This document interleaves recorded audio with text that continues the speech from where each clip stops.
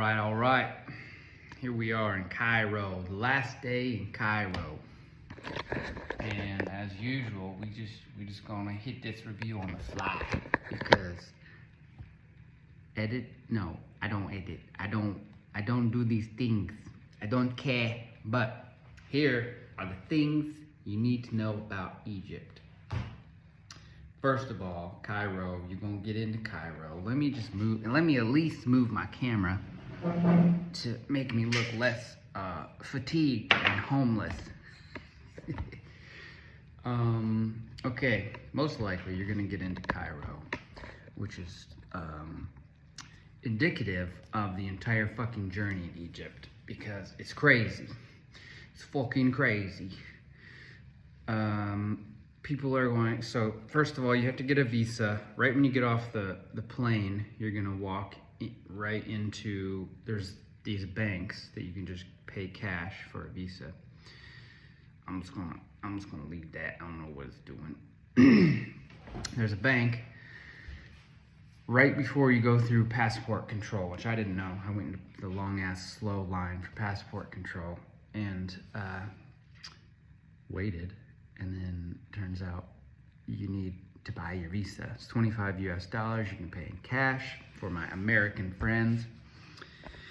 And as soon as you get outside, before you even get outside, you're gonna have people haggling you, trying to give you a limousine and a taxi and rip you off. And that's the entire journey of Egypt for me has been. And you know, this is like the most difficult things. It's not just that, you know? But you will have hagglers, you will have people trying to rip you off. Even using Uber, leaving Giza to see the pyramids, it took 4 tries to get someone on Uber to give us a ride without paying them like 6 times the amount in cash. Like it was three in a row. I would book it, they would confirm, they would be on their way, and they would message me like, cash, this price. They would still be haggling, and I was like, no, dude, Uber price, the Uber price. And so we finally made it out after 4 tries. I mean, it's still not that much, you know, it's like $5 if you do pay the cash price. Also, feel free to fast forward me because I'm kind of a slow talker.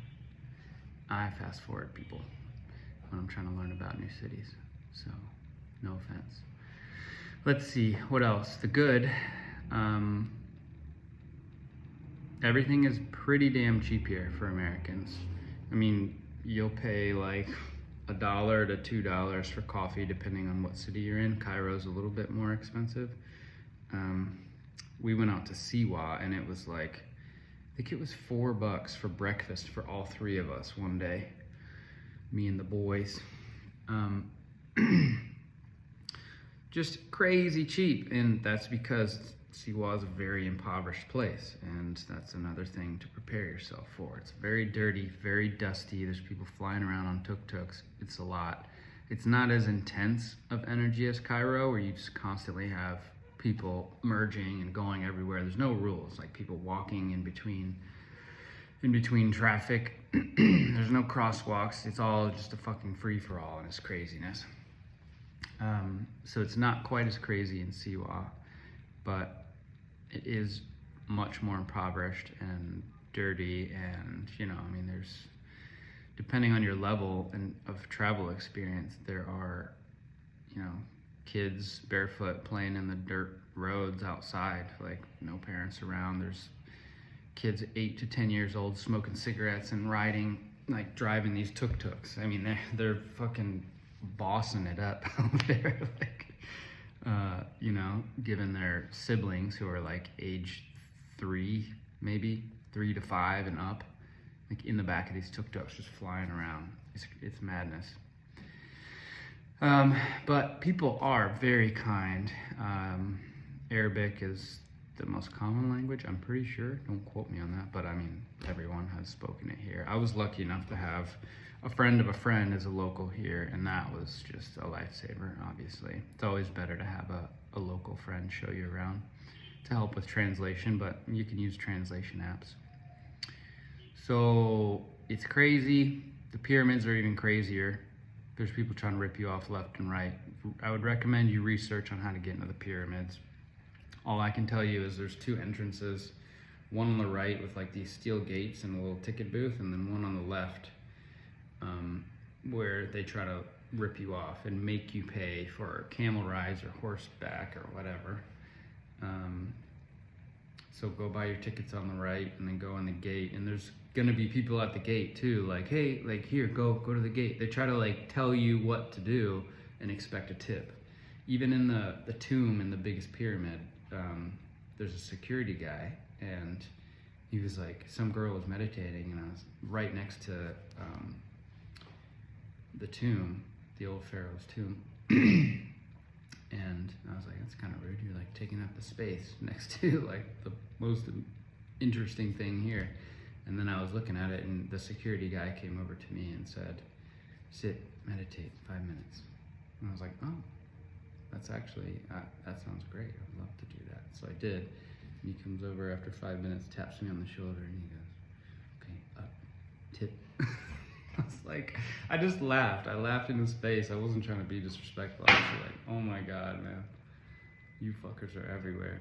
And that's just, I mean, it is a more poor country for sure. And that's just the culture.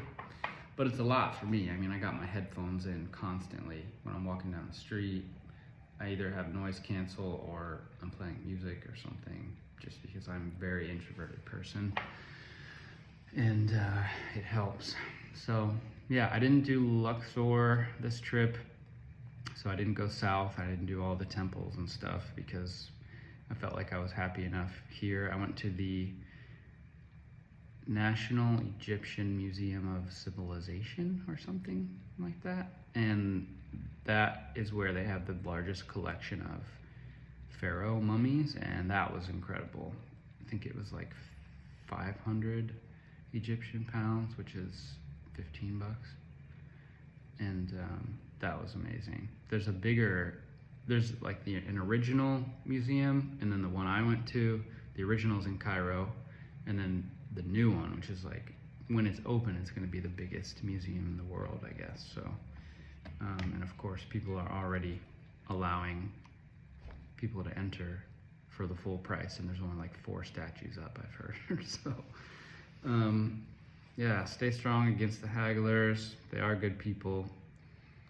Siwa Oasis is amazing and worth it for a couple days, depending on your tolerance level. You know, if you've roughed it in Peru or like central China or something, you're gonna be fine. It's like third world country kind of vibes.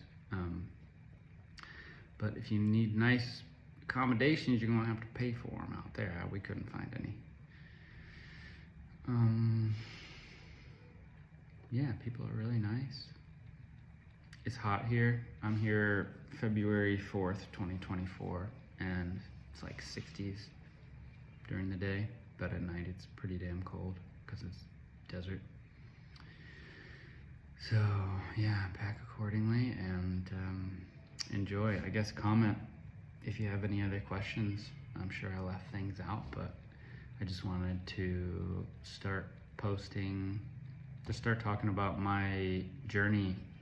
I've traveled a lot, and just want to share my experiences and hope it helps. So let me know if you have questions.